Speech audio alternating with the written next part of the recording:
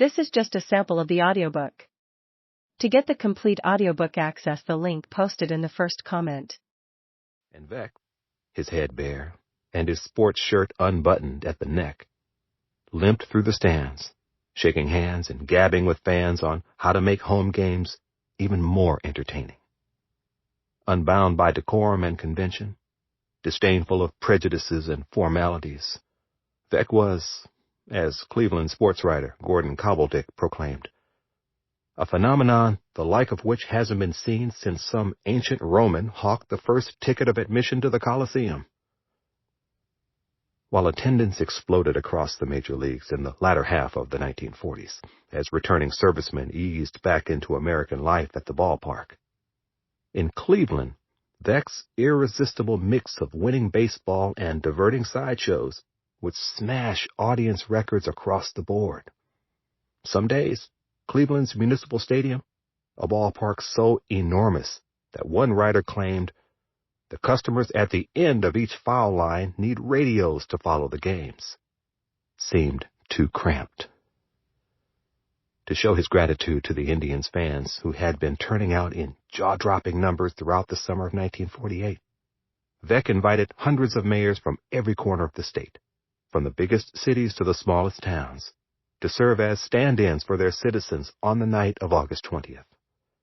In the tents that he'd erected between the bleachers and the left field fences, Veeck threw them a pregame garden party, complete with linen-covered tables, potted plants, a 4-tier cake topped with baseballs, and roving entertainment by clowns, troubadours, and vaudeville performers. Traditionally, during a game when the symbolic eyes of the entire state were on the home team, efforts would have been made to ensure that Bob Feller, the longtime ace of the pitching staff, started for the Indians. Ever since he'd crashed the majors cold as a 17-year-old fireballer straight out of the Iowa cornfields, Feller had resonated among wide swaths of white America. He possessed the uncanny ability to embody whatever the public craved at a particular moment.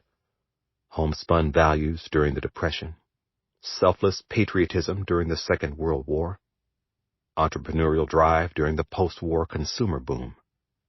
In his years since returning home from the war, where he'd served aboard a naval battleship, Feller had dedicated himself as much to striking out batters on the field as to cashing in on his name and persona off it, setting the template for the athlete as a businessman. By 1948, however, Feller had begun to falter, both on the mound and in fan affection.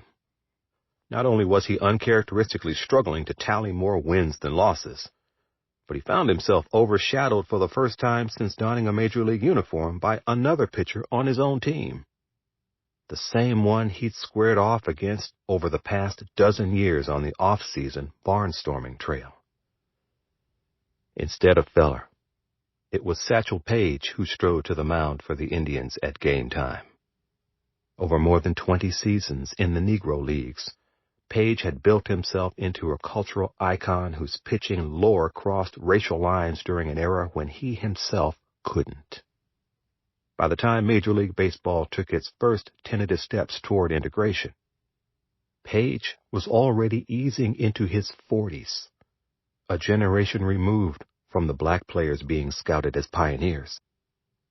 It was partly through his duels with Feller on the off-season barnstorming circuit, where cobbled-together squads of major and minor league players often faced off against their counterparts in the Negro Leagues, that Paige would exhibit his undiminished mastery over batters, no matter their race.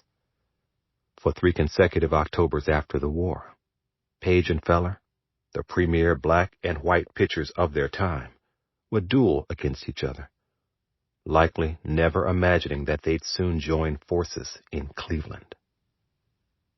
In July 1948, Veeck had shocked the sporting world by bringing Paige to Cleveland to bolster the Indians' pitching ranks during the stretch run of a pennant race destined to go down to the wire. The blowback had been swift and ferocious, with certain members of the traditionalist baseball establishment accusing Veeck of making a mockery of the sport by signing someone of Paige's advanced age. It didn't take long for Paige to silence his doubters. During his first month with the Indians, he'd surrendered a